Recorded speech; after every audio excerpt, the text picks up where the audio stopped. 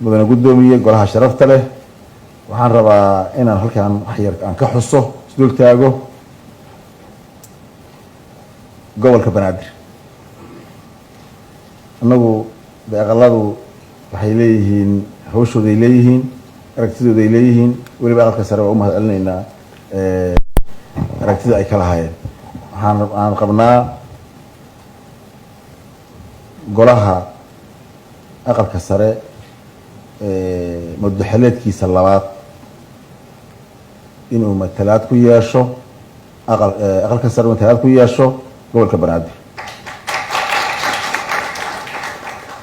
gobolka banaadir oo aanan muhiimadda uu leeyahay iyo Soomaali siduu kaalinta ugu jiro ayna waxba isaga sheegay. waa caasimadii dalka, waa tiirarka dawladdu ku taagtahay, waa magaalada ama bulshada duruuf kasta oo dawladda Soomaaliya ay leedahay ay si gaar ah u dhacdo.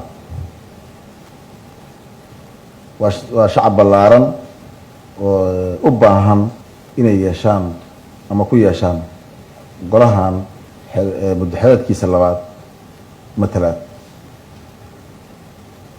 hadday tahay canshuur, hadday tahay arrimo ka dhasha amni, hadday tahay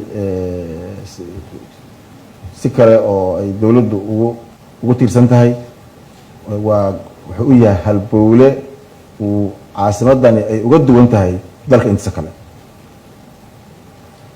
oo ay duruufaha cadowga iyo argagixisada dalka ku hayaan xitaa ay si gaara ula wadaagto dowladda federaalka Soomaaliya, oo aysan ku dhacayn ama aysan la wadaagayn dowladaha xubnaha ka ah dowladda federaalka Soomaaliya iyo deegaanada kale.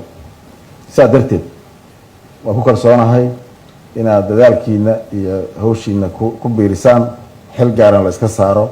arrintaana waa aada iyo aadaan u dalban lahaa, anoo weliba de madaxda qaranka oo ugu horreeya madaxweynuhuna ka dalbanaya ama runtii u gudbinaya halkaan aan uga gudbiyo sidii horeyba dhaqdhaqaaqu u socday inuu madaxweynuhuna iska saaro dadaal inta uga aadan ama inta uu ku biiri karo. taasna ugu dambeyn waxaan rabaa inaan golaha sharafta leh soo gudbiyo iyo guud ahaan hay-adaha dowladda oo dhan iyo cid kasta oo arrintaasi ay sida saxda ah oo ay runtii nooga muuqato ay tahay.